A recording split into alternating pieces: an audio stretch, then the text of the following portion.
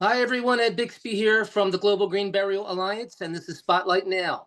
Today, I'm sitting here with Fiona McCuaig of Walawaani. It's the first of its kind in Australia by being 100% natural burial ground, meaning everyone is buried naturally, back into the nature and is beneficial to the soil. It's also the first of its kind in Australia, being a conservation burial ground in which cleared agricultural land is regenerated back to endemic Australian forests.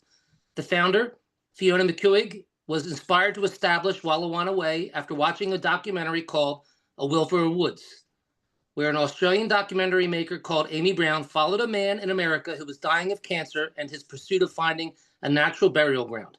Fiona says it seemed like the best way to protect habitat for wildlife and also provide a beautiful place to visit loved ones, a gift to the planet. And also, she set out to establish it. So, welcome, Fiona. Thank you so much. It's great to be here. Well, it's wonderful to have you. And why don't we start with learning a little bit about Walawaani and how it came to be and what, well, we kind of know what inspired its creation, but as you created it, let us know how you were inspired by the work you were doing. Well, I was doing coffees at my mother's cafe in the country because we've got a farm down in Badalla, which is about 4.5 kilometres south of Sydney. And I thought I would love to do my own project that involves the environment and also weaves in my property skills, because I've worked in property since I was about 20 and also done environmental activism, saved the whales in Antarctica. And so I thought this is a beautiful project. And I'd seen that documentary and I thought, what an incredible way to actually protect habitat. And we have a lot of species in Australia that are very threatened because we've got a lot of logging happening. So I thought, what if we bury people naturally and then we regenerate that cleared agricultural land back to incredible habitat? And when I started this, Ed, I thought, it just seemed 100% like the right thing I should be doing with my life. It was this amazing sort of moment. But when I actually started to talk to people about what I was doing, I couldn't believe how many people would say to me, that is exactly how I want to go. That is exactly what I want to happen to me. I just want to go back into the soil and have a tree on top, or be part of a forest, or go back into the soil and be part of something good, like a really good feeling thing. They just want to go back into nature. So every moment I spoke to people, it just seemed just better and better. And yeah, it's been an exciting journey, that's for sure. Well, absolutely. And I think what's interesting about that is, that instinctually, we as human beings have been, burying our loved ones naturally for a millennia, since the dawn of time. So it's in our DNA to do so. So it's a funny question that you ask people who don't know that they have the predisposition to do it, but their answer is such that that's what they want. Isn't that kind of ironic? So I think that's great. Absolutely. Yeah. It's a primal thing to do, is to put our loved ones back into the soil. Absolutely. We've done it for so many hundreds and thousands of years. It's just that, like, well, my brother, he actually died in his sleep when he was 16, just of natural causes. And it was a big shock to the family. And I remember when I was 12 years old, they said, oh, well, Justin's going to be cremated. And at the age of 12, I remember thinking, gosh, like, are we really going to do that to his body? Like, to me, that naturally seemed like a very aggressive thing to do. And look, some people want to be cremated, and that's absolutely fine. I completely respect their choice, and we welcome ashes onto Walawaani Way as well that can be part of nature. But for me personally, I think that putting our bodies back into the soil and giving nutrients to the soil that produces more vegetation and habitat and food for future life is just seems like, yeah, it just seems like the right way for me. Absolutely. No, I totally agree. And for our viewers, because Australia is not only a beautiful country, but a country of many different types of environments. Could you paint a picture for our viewers of what Walawaani looks like, and how it was designed? Okay, Walawaani Way is incredibly beautiful. It's an 18-hectare site that's already got 2/3 of the site is already established endemic Australian bush. So when I take people on tours, I'm not taking them to an open field where I'm saying to them, we're going to plant trees, it's going to look beautiful, we're going to attract their habitat. We've got so much habitat there already. In fact, the tour yesterday, someone saw two sea eagles, two juvenile sea eagles. We saw emus, we saw kestrels, we saw water birds, you know, lots of little mammals around. We've got, you know, it's just so beautiful already. And the entrance is actually the most beautiful of the whole site. So it's actually the old highway that was actually an original Aboriginal track back in the day. And then when the white settlers came in 1700s, they would do the highways on where the Aboriginal tracks were. And so luckily, it's actually got some incredibly huge trees on it that were basically spared from the logging back in the 50s. Some of them are around 250 to 300 years old. So they're some of, look, that's nothing in compared to your incredible trees in America. Gosh, your sequoias, and, you know, there's 800 years old, but a 250, 300-year-old tree is, you know, something that Captain Cook would have seen when he came here. And so the entrance is about 1 kilometre, and it's, you know, beautiful and tree lined. And then you go up through this incredible bushland, and then you come out, and then you've got a beautiful high hills, and that's where we're going, and they're where the cleared, you know, the cleared land is, and that's where we're going to do all the natural burials there. And eventually we're going to bring out that endemic bush, and so the whole thing will eventually be a forest.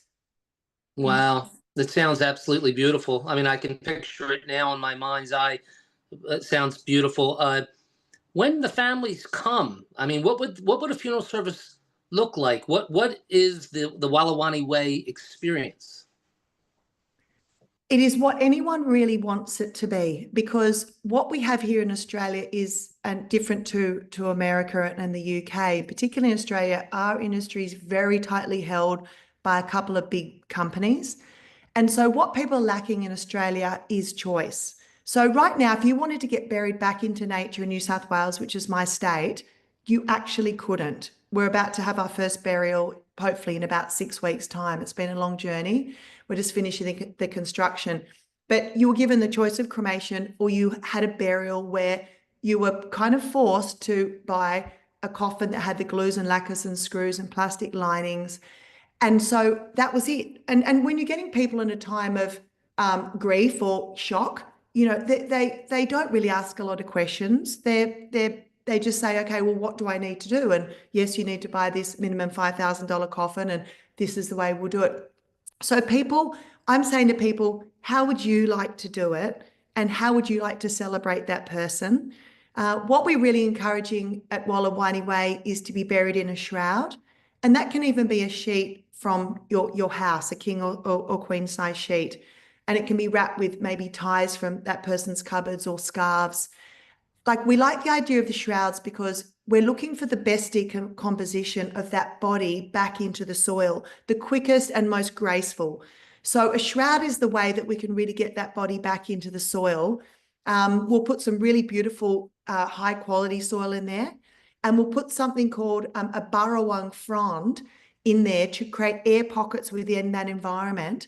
I actually got that from America, because I've read this amazing book, and someone they put palm fronds in there, and that creates that aerobic activity in there. We've also got this beautiful woman who's going to do these gorgeous designs in nature within the actual grave plot. So we're going to put like sticks from around the site in, which will also create more of a composting like activity.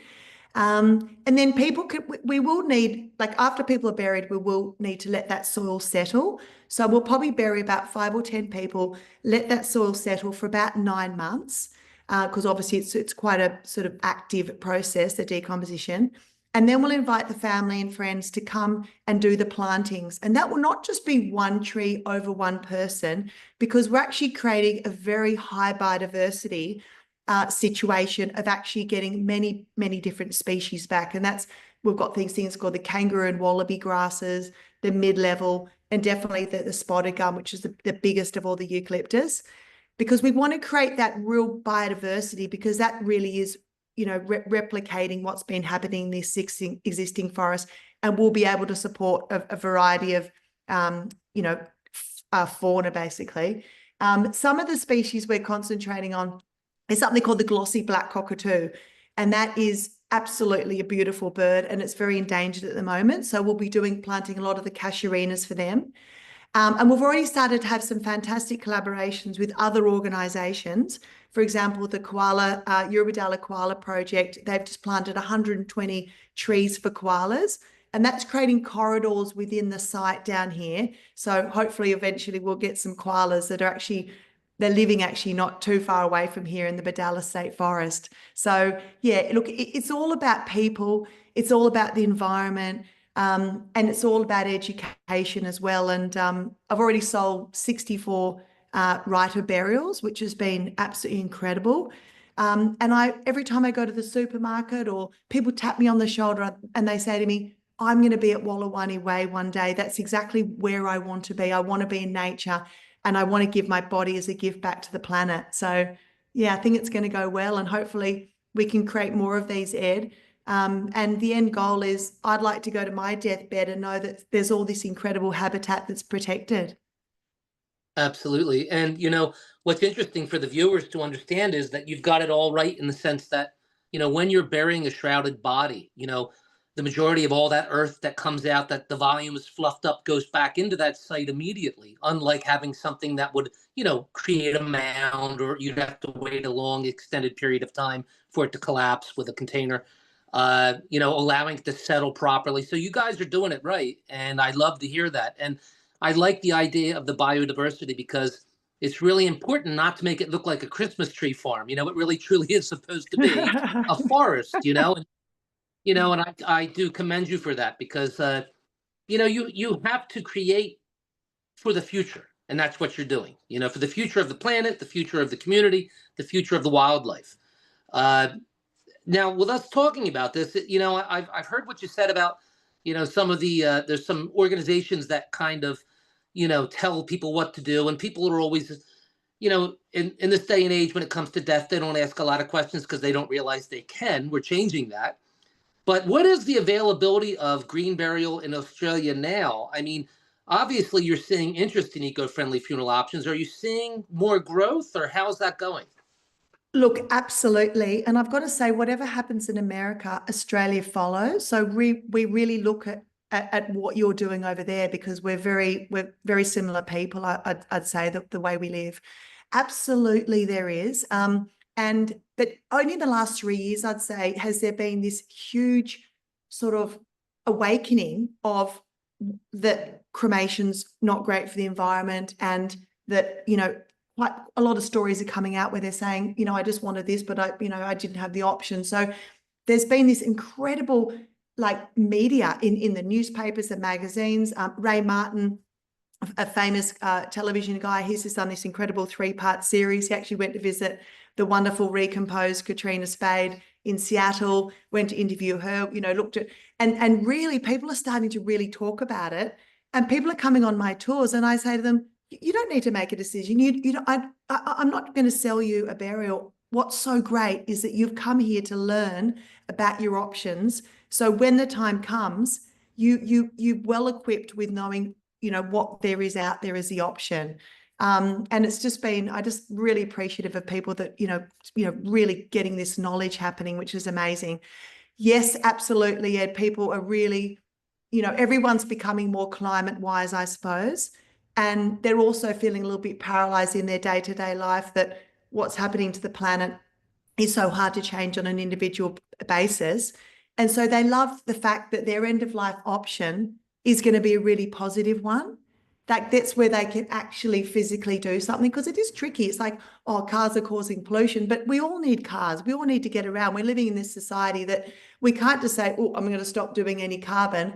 But being able to give someone an option of having a beautiful burial that's going to be beneficial to the planet, it makes people so happy, Ed. I've got people who have written poems, who write to me like every few weeks saying, Fiona, I'm so excited about this. It's making me live better because I know where I'm going at the end. And it's such a positive project. And I'm so excited to be involved in it. And Ed, I thought, getting into the death industry, I thought, oh gosh, it's just going to be, really pretty hard. And it's only been such a beautiful experience. And we've had 2 people who have wanted to be at Walawaani Way, but they have passed, and we've given them a natural burial just down the road in the council cemetery. And I thought to myself, this is going to be a really big test, working with people who are dying, I thought, gosh, it's just going to be too much for me.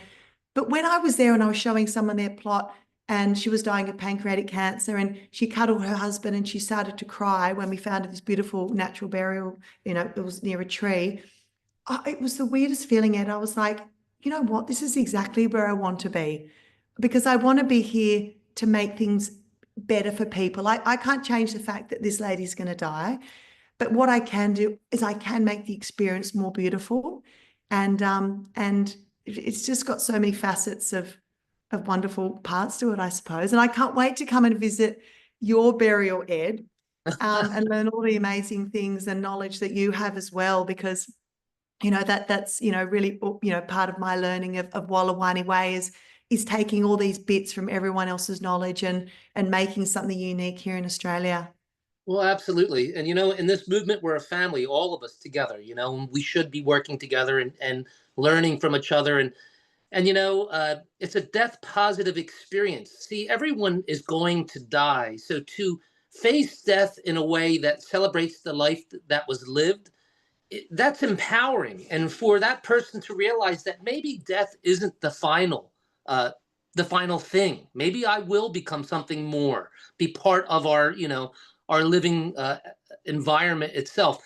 I think that's what makes it so wonderful, so special. And, Fiona, what I tell people all the time is, like you said, we live lives that have a carbon footprint. We cannot change that, but that does not mean it's too late for change. And if we were all to if every single person was to plant a tree for every living human being today, if we planted a tree in memorial when they pass away, what would that environmental impact be on this world? It would be incredibly impactful. And for instance, if you plant one tree and it has the great fortune of living 300 years, like the trees on your property, what is the carbon offset created by those trees in comparison to the carbon footprint of a life that was lived? So it's important work. It sounds to me like you understand that wholeheartedly. I'd love to give you a tour someday, and certainly love to see your property.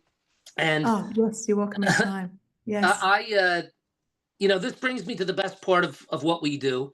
You know, where would you like to see Walawaani Way in the next 5 to 10 years? What is your vision, of where it will be? I would like to see a lot of people bury there and have a beautiful experience. Like every experience we give people has got to be absolutely the best we can do.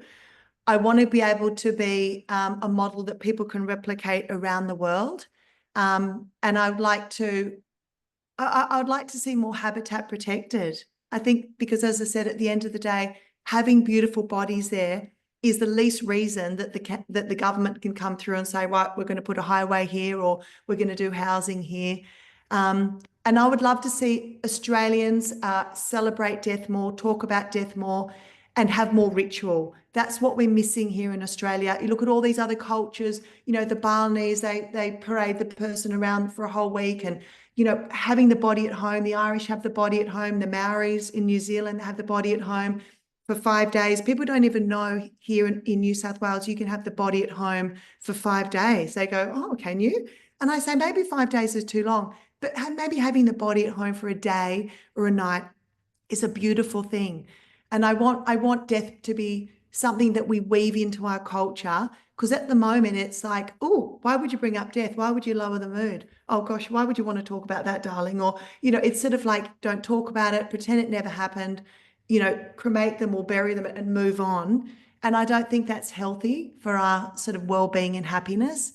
So I want to see Walawaani Way regenerate lots of beautiful, beautiful forest, but I also want to see death in a more positive light, as you said, death positive.